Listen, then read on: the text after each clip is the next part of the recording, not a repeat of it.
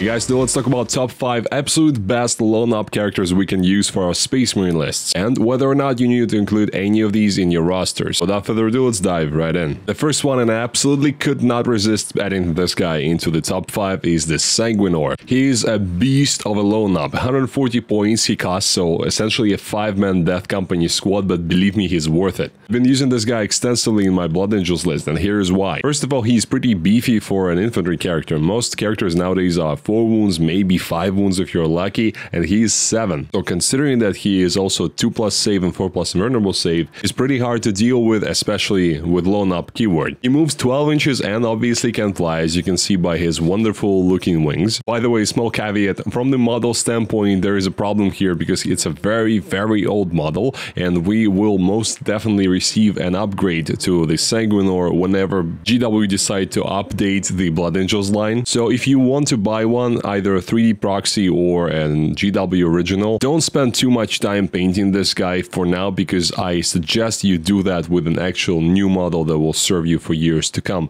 where this one will probably be retired reasonably soon. Continuing about the tactics, this guy has fights first, and it's a very powerful ability for such a melee-centric character. So in your opponent's turn, when they charge, you will be fighting first with his 8 attacks, a strength 6, AP 3, damage 2, and devastating wounds. I really like the fact that we have devastating wounds here, because it's very important when you need to get to a character, for example, who is protected by an invulnerable save. Just rolling a couple of 6s will deal with that character once and for all, without that added element of whether your opponent will roll a 4-up in 1 or not. Of course, statistically, out of 8 attacks, you are more likely to roll 1 6 than 2, but things happen. And of course, you can use 1 CP Precision, or Epic Challenge as it's called, to fight against the leader of the squad directly without going through the bodyguard. So if you end up in combat with a unit where the leader is providing some very important defensive buff, you might want to go after him before fighting with your other units, because then you will be reducing the defensive capabilities of that unit. You also get an aura of rerolls for morale and battle shock for your Astartes unit within 6 of this guy, so very useful utility buff,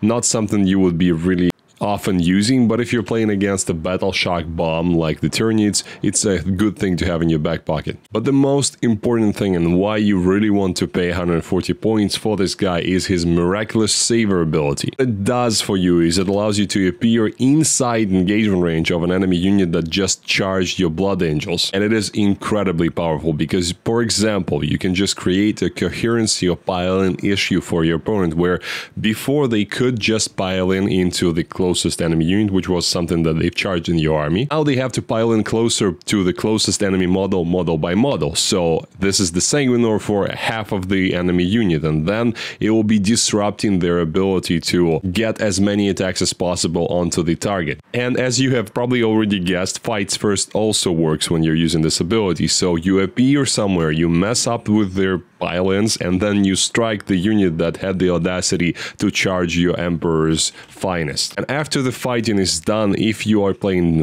Sons of Sanguinius or Gladius, and perhaps the unit that you charge is not finished yet, you can just spend 1 CP or use the Tactical Doctrine, whatever is the case for you, and fall back and charge again with this guy, and he flies 12 inches, so he has incredible mobility. Therefore, what else would we want from a lone op character? He's a must-have. As always, I want to remind you about my Patreon 40K coaching service. If you're looking for help building your competitive rosters, preparing you for tournaments, or have any questions about your collection in general, check out the links for my Patreon in the description. Thank you. Now, the Eversor Assassin. So he costs 75 points, so much cheaper than the Sanguinor, but they are in different leagues. He has a 9-inch move, and he has a Scout 9 as well. So essentially in turn 1 you can move him 18 inches, and that's quite a lot for an infantry guy. In melee he does 6 attacks, strength 5, AP 2, damage 2, and anti-infantry 3+, so if you're fighting against something like Alaris Custodians, you'll be still fighting against them and wounding them on 3s. A good melee profile, nothing too impressive, especially considering that we just looked at Sanguinor before,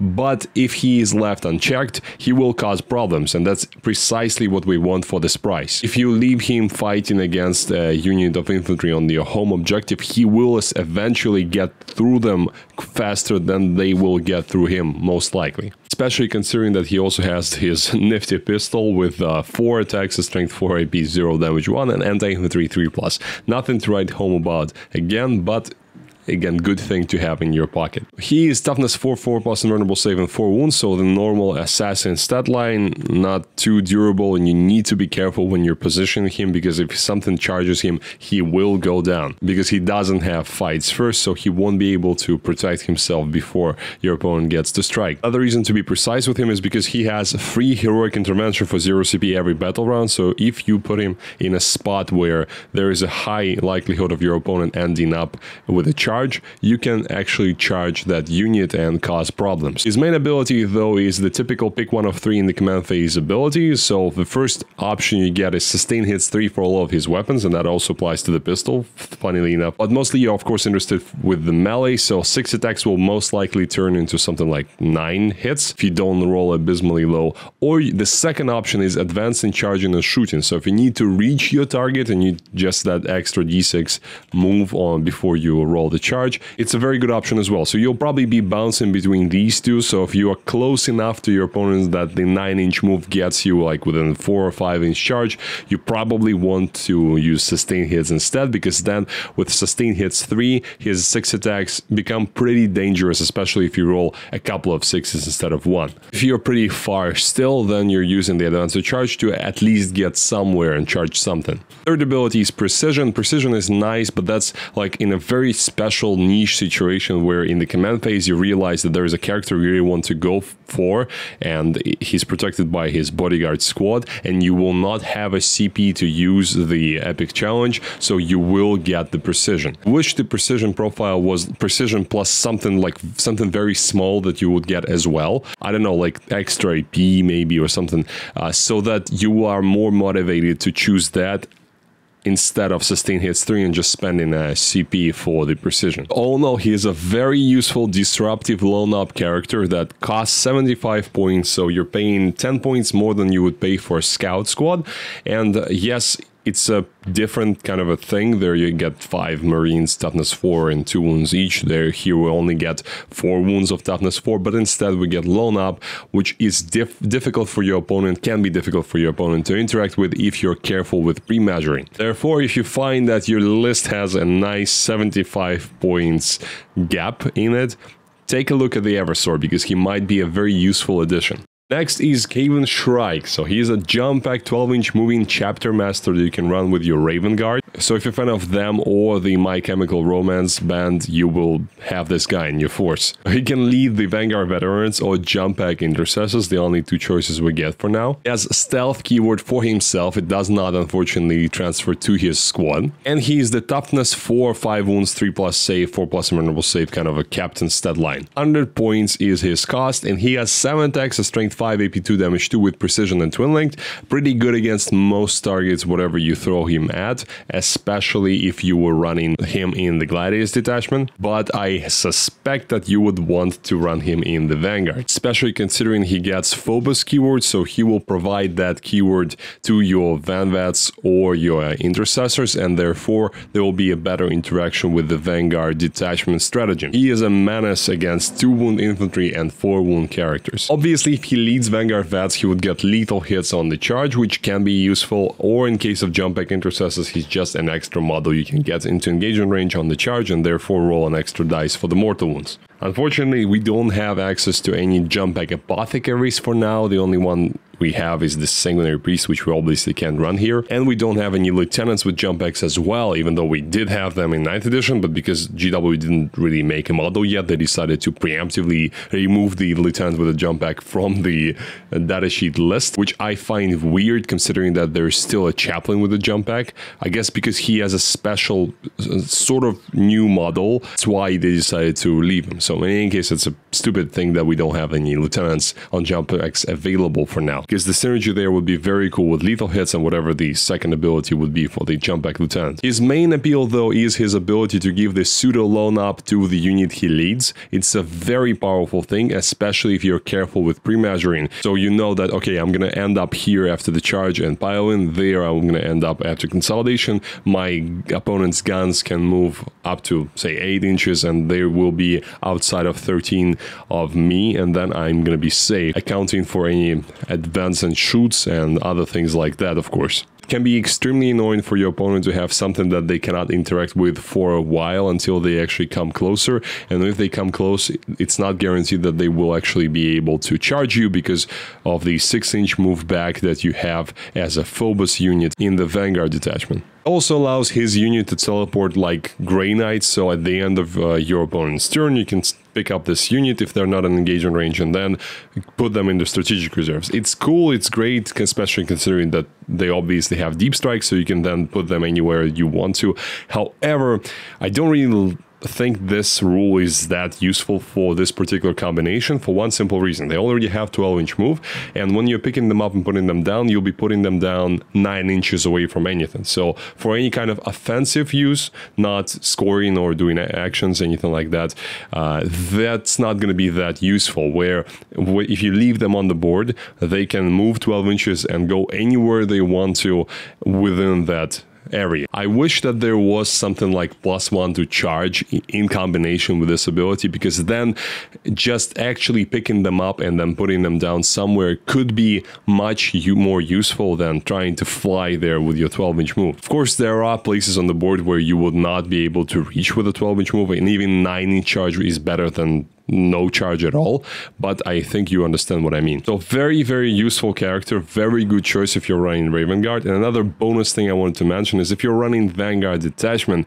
you can give stealth and lone up to any character of your choosing, and I really like the combination of the Gravis Captain, who has this enhancement. So he has stealth, he can half damage against all attacks, and generally speaking be a very big pain for your opponent. It's a very cool idea and I like it. Plus it would cost you, what, 100 points or something like that, so not too expensive. And now the Lieutenant with a Combi-Weapon. So we've already talked quite a lot about this guy on the channel. He's the generic Space Marine lone up character with a very cool set of rules. He costs 70 points, so just 5 points over a scout squad. You definitely don't want him fighting against any tough units whatsoever. You could give him like something like a Fury of the Storm good enhancement to buff his melee, but it's not gonna really change the situation that much, so don't waste your points. Essentially fights with a really long spaghetti as I see it, with a 5 attack and strength 4, AP 0, damage 1, sustain hits 1, and anti-infantry 4+. Simply said, if you're fighting against toughness 3, 4+ save things, you might kill something. Other than that, just don't bother. By the way, the name of this guy is just a wasted opportunity. One of my Patreon subscribers calls him Rambo, and I think it's a very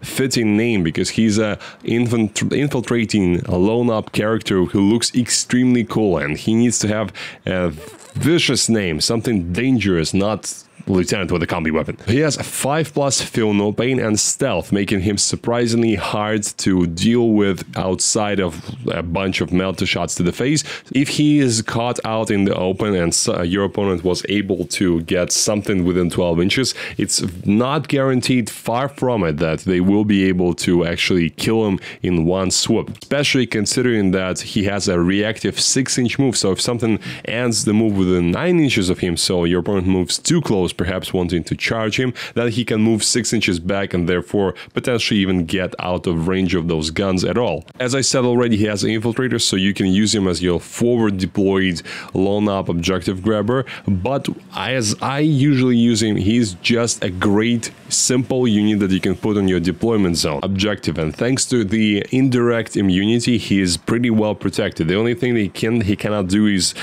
take up space and protect you from the potential deep strikes, so that's his limitation as a home objective unit. And most importantly, why you really want to have him is because he provides you with reroll 1s to wound against an enemy, any enemy unit that is on an objective that you select at the start of the game. So any objective on the board, if you have this model in your army, you select that objective, whichever one you think is going to be having more opponents' units on it throughout the game, and as long as this guy is alive, everything in your army, no matter how far from the lieutenant, is going to have rerolls against that, roll 1s to wound. That's very, very powerful, especially considering that we don't get too many rerolls nowadays, especially for something like Redemptor. So if you have a couple of scout squads already in your army and you are thinking about maybe swapping, or you have extra 5 points, I really think that the one lieutenant with the Combi-Weapon plus 2 scout units is much more powerful than just having 3 scout squads. Last but definitely not least is the Callidus Assassin. I'm sure you were expecting her because she's just so good, and that's why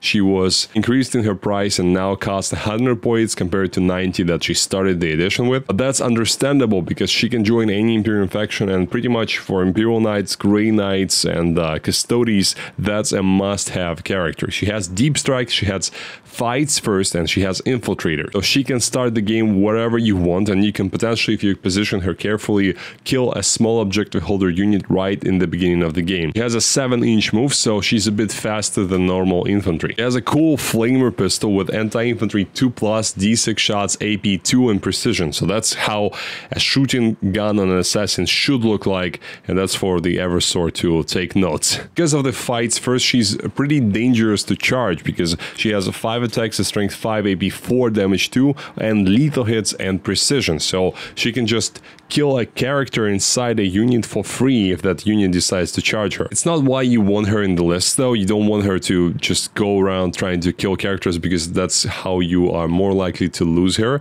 and her value comes from doing actions for you and sometimes going into combat throughout the game. That's why you're paying points for her. Her mobility and the CB machinations that she provides you with. She has the normal Grey Knights-esque teleportation, so at the end of your opponent's turn you pick her up and then you put her down somewhere at the end of your movement phase. It's incredible for scoring as secondaries. Yes, you have to pick her up before you know which cards you draw, but in most cases you should be picking her up anyways, just in case she is needed to fulfill a secondary. Unless there is a very sweet charge there lined up and you don't want to miss that opportunity. You also can once per game, even when she's not on the battlefield, so even in Deep Strike, she can make a battle tactic stratagem cost 1 CP more for your opponent for the rest of the game, but that starts from the second use, so the first use is the same cost as always. It's a very powerful ability, especially considering things like Armor of Contempt exists that you pretty much want to use sometimes every turn, and imagine